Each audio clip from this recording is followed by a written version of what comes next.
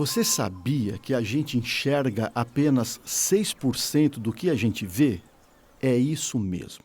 Nem tudo que a gente vê, a gente enxerga. E nem tudo o que a gente enxerga é tudo.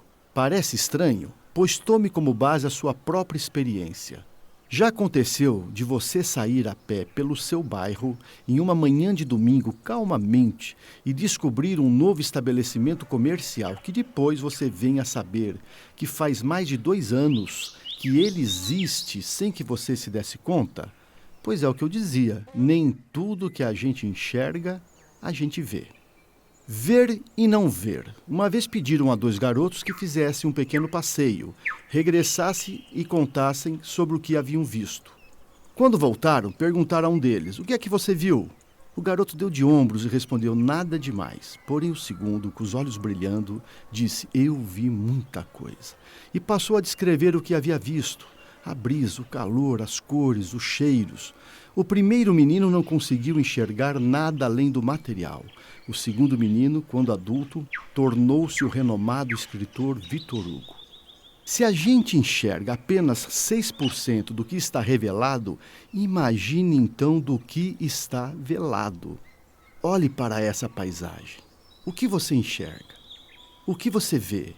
Muitas coisas estão reveladas. Mesmo assim, numa rápida olhada, você talvez não consiga perceber tudo. Então, mire com atenção.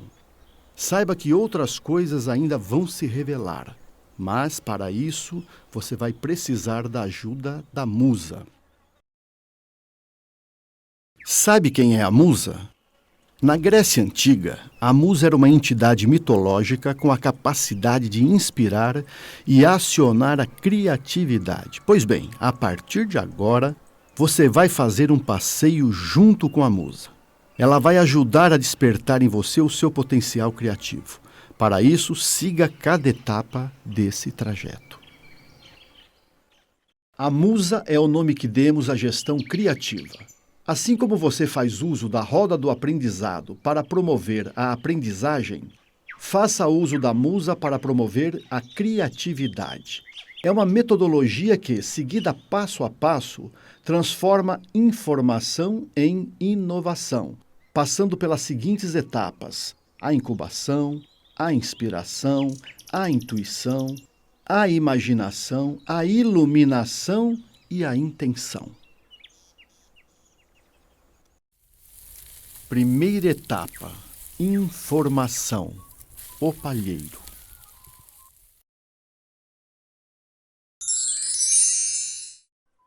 A musa gosta dos curiosos, daqueles que não perderam aquela curiosidade infantil de querer saber os porquês das coisas.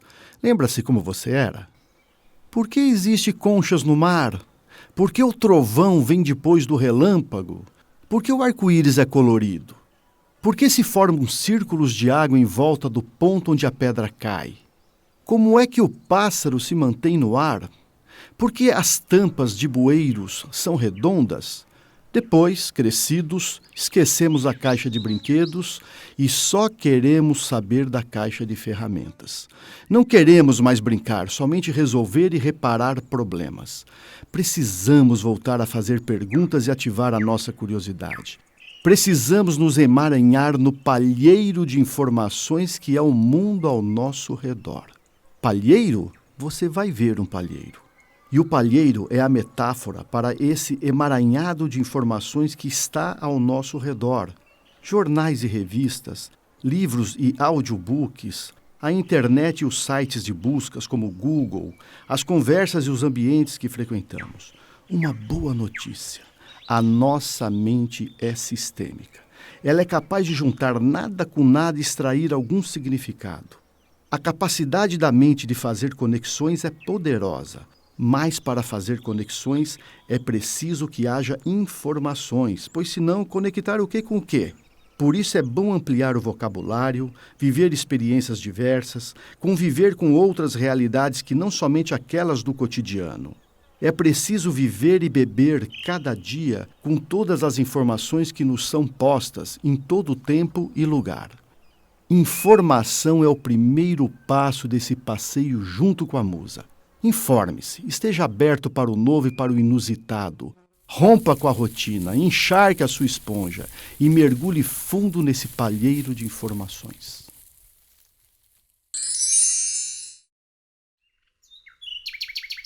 Segunda etapa: incubação.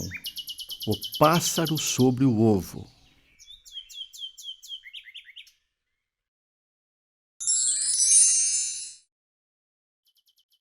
Ele sabiamente escolheu algumas palhas do palheiro e nelas fez o seu ninho.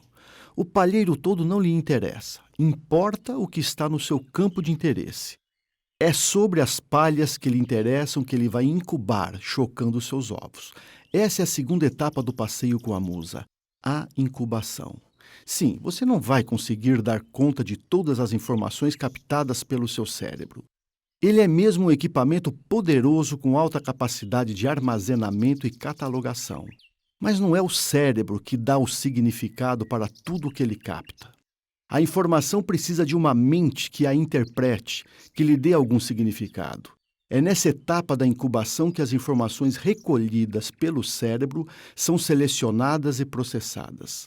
Nessa etapa, o passeio com a musa pode acontecer quando você está fazendo qualquer outra coisa que não seja resolver o problema que você tem em vista, como quando está cozinhando, caminhando, assistindo um filme, lendo um livro ou dormindo.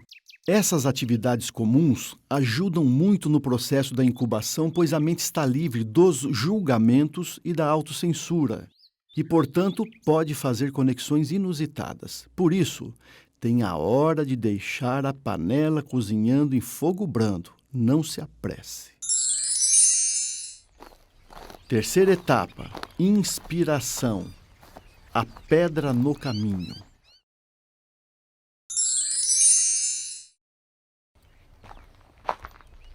Na nossa paisagem, a inspiração está representada por uma pedra no caminho.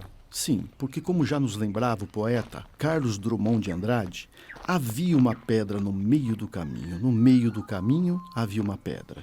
E essa pedra está exatamente no caminho da roça. Entenda por caminho da roça aquele que habitualmente fazemos, sempre o mesmo, todos os dias, no piloto automático, na esperança insana de encontrar alguma resposta diferente daquelas que já sabemos e fazemos uso. Problemas costumeiros são resolvidos com respostas técnicas, já conhecidas. Para esses tipos de problemas, não é preciso recorrer à musa. A musa nos ajuda a buscar respostas criativas para problemas que são transformados em novos desafios. A pedra no caminho representa também a desesperança, a dúvida de encontrar uma resposta que seja criativa, a dúvida de si mesmo, do seu potencial criativo. Veja que a pedra no caminho é uma metáfora para o julgamento. E o pensamento que permite o julgamento é diferente do pensamento que permite a imaginação. Nesse momento, para superar a pedra no caminho, necessitamos canalizar o processo criativo para um propósito. Para que serve um propósito? Para alimentar o desejo e atenuar o medo. Quanto maior o poder de um propósito, maior será o poder da criação. As possibilidades são do tamanho do seu propósito. O passeio com a musa, nessa etapa, inspirado por um propósito, é uma sucessão de boas perguntas. As perguntas mudam diante de um propósito. Saiba que uma das principais diferenças entre nós, os seres humanos, e os animais está na capacidade de fazer perguntas. Por isso, a criatividade é exclusiva do talento humano. Um bom propósito, seguido de boas perguntas, é que vão fazer com que não fiquemos retidos pelas pedras do caminho, saltemos sobre elas e sigamos em frente. Quer um exemplo de uma boa pergunta? O que eu ainda não estou enxergando? Essa é uma boa pergunta, que deve ser feita sempre que você deseja revelar aquilo que está velado. A musa gosta disso, pois é do seu talento ajudar nas revelações.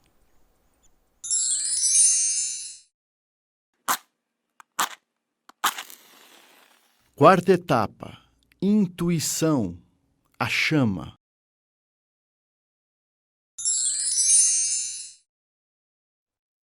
A intuição é a capacidade de pensar sem esforço. Pois então vou lhe contar um segredo. Não pense que a mente vai descartar todo o resto do palheiro e ficar somente com o que foi selecionado para a etapa da incubação. Sem que você se dê conta, a mente vai recorrer ao cérebro para buscar mais informações quando necessário. E isso acontece tão inconscientemente que você vai chamar de intuição. Por isso, a intuição está representada por uma chama. Mas essa é uma parte da intuição.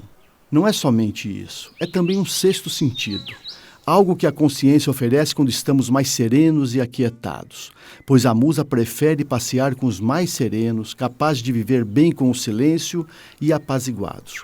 Contrário àquela figura de eficiente, ágil e ligeiro, tão valorizada nas empresas tradicionais. Pois saiba que toda essa eficiência não vai dar em nada se você não souber onde quer chegar. Pois o segredo não é correr mais rápido, mas correr com constância para um propósito previamente definido. Quinta etapa: imaginação, a fogueira.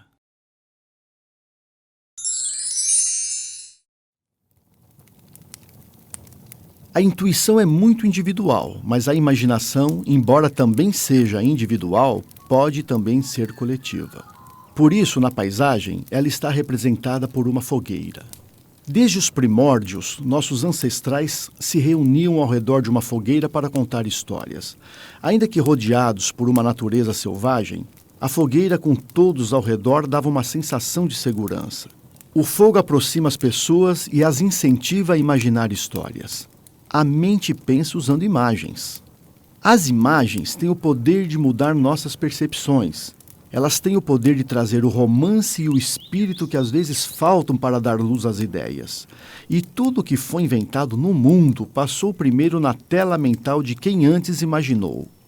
O processo criativo começou lá na etapa da informação, mas é nessa etapa que nasce o espectro do que vai resultar em uma inovação.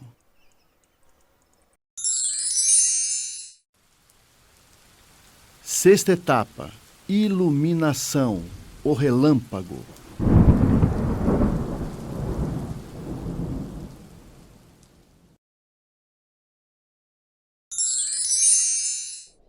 Arquimedes saiu nu pelas ruas de Siracusa gritando "Eureka!", comemorando seu momento de iluminação quando descobriu o que mais tarde veio se chamar de princípio de Arquimedes.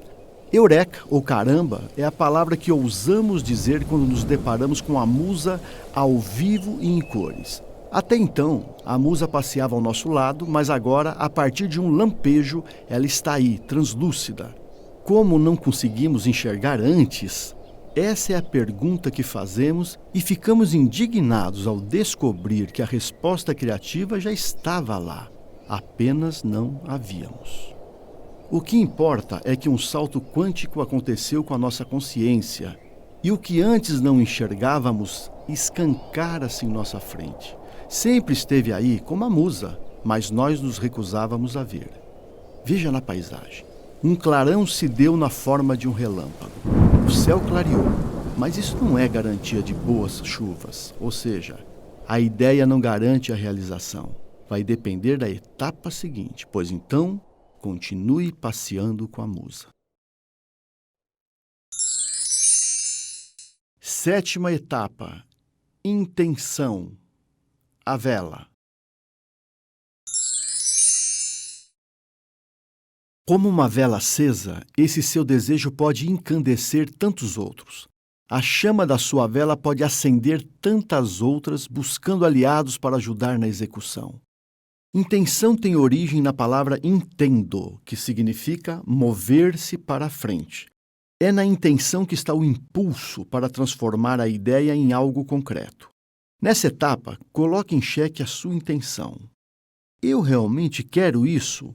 Se a resposta for negativa, inútil prosseguir para a última etapa.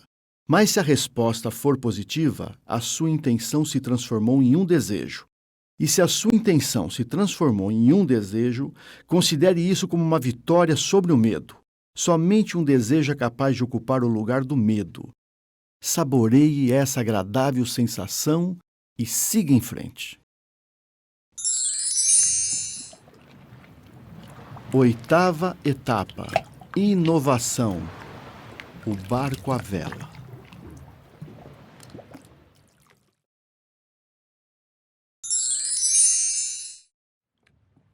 Aqui é onde tudo se materializa, a ideia se concretiza, o invisível vai tornar-se visível, algo vai acontecer de fato e vai gerar riquezas.